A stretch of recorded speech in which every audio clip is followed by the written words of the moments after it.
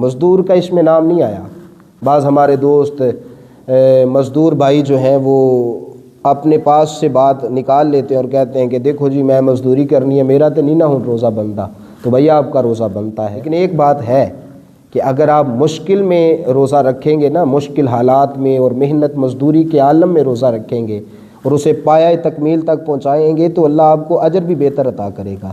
ایک بندہ روزہ رکھ کے نا تو آرام سے اندر کمرے میں بیٹھا رہتا ہے تو اس کا بھی روزہ گزر جاتا ہے، اور ایک بندہ وہ ہے کہ جو روزہ رکھ کے محنت مزدوری کرتا ہے۔ ایک بات آپ نے یاد رکھنی ہے، ایک وہ جو روزہ رکھ کے کمرے میں بیٹھ گیا اور ایک وہ جس نے روزہ رکھ کے محنت مزدوری کی، تو یہ کمرے والا روزے دار محنت مزدوری کرنے والے روزے دار کے برابر نہیں ہو سکتا۔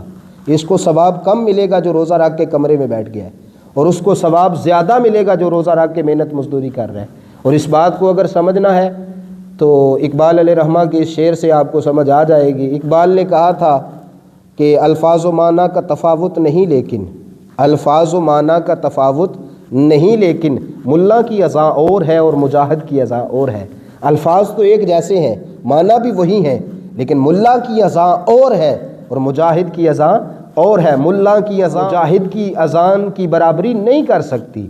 ملا کی اذان اور ہے، یہ تو چھت کے سائے میں پنکھے کے نیچے اذان دے رہا ہے اور وہ تلواروں کے سائے میں میدان میں اذان دے رہا ہے، تو اس کی اذان اس کی اذان کا مقابلہ، الفاظ وہی ہیں، معنی وہی ہیں، لیکن ملا کی اذان اور ہے اور مجاہد کی اذان اور ہے۔ روزہ رکھ کے کمرے میں بیٹھنے والے کا اجر اور ہے اور روزہ رکھ کے گرمی میں مشقت کرنے والے کا، محنت کرنے والے کا اجر اور ہے۔ اللہ تعالیٰ آپ روزہ رکھیں، اللہ آپ کو بڑی ساری برکتیں دے گا، اللہ آپ کو صحت دے گا۔ حضور فرماتے ہیں کہ جو بندہ روزہ رکھتا ہے نا، اللہ اسے صحت عطا فرماتا ہے، وہ صحت مند ہو جاتا ہے۔ مال کی بھی زکوٰۃ ہے، ہر چیز کی زکوٰۃ ہے، اور جسم کی، جان کی جو زکوٰۃ ہے وہ روزہ ہے۔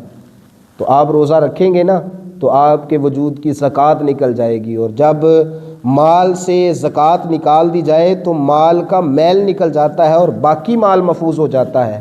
اسی طرح بھائی جب آپ جسم سے روزہ رکھ کے جسم کی زکوٰۃ نکال دیں گے تو وہاں تو مال کی میل نکلے گی، یہاں جسم سے بیماریاں نکل جائیں گی اور اللہ آپ کو صحت عطا فرما دے گا۔ دیکھیں نا، بات ختم ہے نا یار، ہم رسول اللہ کا کلمہ پڑھنے والے ہیں نا، تو ہمیں تو مضبوط یقین رکھنا چاہیے۔ حضور جان عالم صلی اللہ علیہ وآلہ وسلم نے جب فرما دیا کہ روزہ رکھو اللہ تمہیں صحت عطا فرمائے گا، تو اب تو غلاموں کا یہ حق بنتا ہے کہ وہ بحث نہ کرے بلکہ سر جھکا لیں اور مان لیں اور کہیں کہ ساڈے نبی دی زبان ساڈے واسطے قرآن، کسے ہور دا بیان چنگا لگدا ہی نہیں، وہ مان جائیں کہ جب رسول اللہ نے فرما دیا ہم ماننے کے لیے تیار ہیں۔ ہم روزہ رکھیں گے تو اللہ ہمیں صحت عطا فرمائے گا۔ آپ روزہ رکھیں گے، آپ کے وجود کی زکوٰۃ نکل جائے گی، زکوٰۃ نکلے گی تو وجود سے بیماریاں بھی نکل جائیں گی۔